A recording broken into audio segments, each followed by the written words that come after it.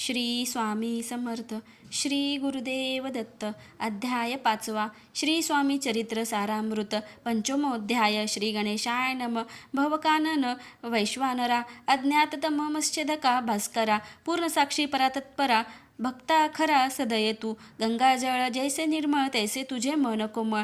तुझसी स्तविता प्रेमळ सत्वर त्यांचे पावसी. विशेष गंगाजळाहून आपले असे महिमान पाप ताप आणि दैन्य तुमच्या स्मरणे निवारती. स्वामी चरित्र कराया स्मरण. श्रोते बैसले सावधान. प्रसंगाहुनी प्रसंग पूर्ण रसभरित पुढे पुढे. ज्यांचे सबळ पूर्व पुण्य तया झाले स्वामी दर्शन. ऐसे चोळपा आदी करून भाग्यवंत सेवेकरी. अक्कलकोट नगरात एक तपापर्यंत स्वामीराज वास करीत. भक्त बहुत जाहले. वार्ता पसरली चहूकडे. कोणासे पडता साकडे. धाव किती स्वामींकडे. राजे रजवाडे थोर थोर. म्हणती भोसल्यांचे भाग्य परम. स्वामी रत्न लाभले उत्तम. द्रुपती ही भक्त निस्सीम. स्वामीचरणी चित्त त्यांचे जेव्हा तेव्हा किती एक नृपती. स्वामी दर्शन घेऊ इच्छिती आणि आपुल्या नगराप्रती मानू म्हणती तयासी. बडोद्यामागजी त्या अवसरी मल्हारराव राज्याधिकारी. एकदा तयांच्या अंतरी विचारायचा पातल्या. अक्कलकोटाहून स्वामींसी आणावे आपल्या नगरासी. मग कोणे एक दिवशी विचारायचा पातला. दिवाना आणि सरदार मान करी तैसे थोर थोर बैसले असता समग्र. बोले नृपवर तयांप्रती. कुणी जाऊन अक्कलकोटी येथे आणील स्वामींसी. तरी आम्ही तयासी इनाम देऊ बहुत. त्यांचा राखू सन्मान लागेल तितुके देऊ धन. ही वटपुरी वैकुंठ भवन वसता स्वामी होईल. कार्य जाणून कठीण. कोणी न बोलती वचन. कोणा एका लागून गोष्ट मान्य करवेना. तेव्हा तात्यासाहेब सरदार होता योग्य आणि चतुर. तो बोलला झाला उत्तर.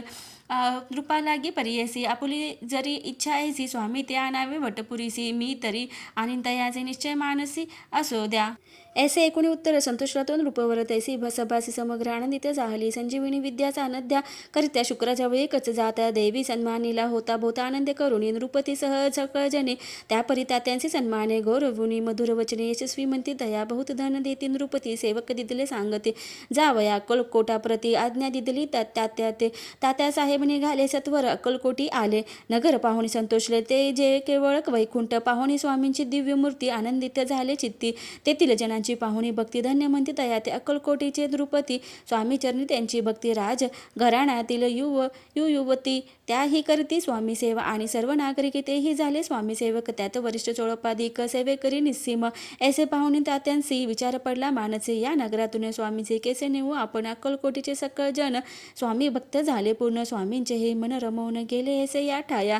प्रयत्नाती परमेश्वर प्रयत्ने कार्य होय सत्वर. लढवोनी युक्ती ठोर कार्य आपण साधावे. ऐसे मनी विचार करून कार्य आरंभिले तात्यांनी. संतुष्ट राहावे सेवकजनी ऐसे सदा करिताती. करोनी नाना पक्वाने करीते ब्राह्मण भोजने. दितली बहु सालदाने याचक धने तृप्त केले. स्वामीची या पूजेप्रती नाना द्रव्य समर्पिती. जेणे सेवेकरी संतुष्ट होती. ऐसे करीती सर्वदा.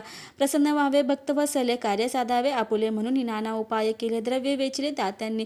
ऐशियाने काही न झाले केले तितुके व्यर्थ गेले. तात्या मनी खिन्न झाले. विचार पडला तयांसी. मन मग लढविले एक युक्ती. एकांती गाठून चोळपाप्रती. त्याच लागी विनंती करती बुद्धिवान सांगती त्या. जरी तुम्ही समर्थांसी घेऊन याल बडोद्यासी. मग मल्हारराव आदरेसे इनाम देतील तुम्हा ते. मान राहील दरबारी आणि देतील जहागिरी. ऐसे नाना प्रकारी चोळप्पा ते सांगितले. द्रव्यन सर्वे वश चोळप्पासी लागली आशा. तयांच्या अंतरी भरवसा जहागिरीचा बहुसाल. मग कोणी एके दिवशी करीत असता स्वामी सेवेसी. यतिराज तया समयासी आनंदवृत्ती बैसले. चोळपाने करजोडे विनंती केली मधुर वचने. कृपाळू होऊन समर्थाने बडोद्याप्रती चालावे. तेने माझे कल्याण मिळेल मला बहुत धन. आपुलाही योग्य सन्मान तेथे जाता होईल. ऐसे ऐकून या वचन समर्थाने हास्य करून उत्तर चोळप्पा लागून काय दिले सत्वर. राव मला नृपती त्यांच्या अंतरी नाही भक्ती. मग आम्ही बडोद्याप्रती काय म्हणून चलावे. पुढले अध्यायी सुंदर कथा पावन होये श्रोता वक्ता. श्री स्वामी राजवदविता निमित्त विष्णुदास असे. इति श्री स्वामी चरित्र सारामृत नाना प्राकृत कथा संमत सदा ऐकुत भाविक भक्त. पंचमोध्याय गोडहा. श्री स्वामी चरणार्पणमस्तु. श्रीमस्तु शुभम भवती. श्री स्वामी समर्थ महाराज की जय.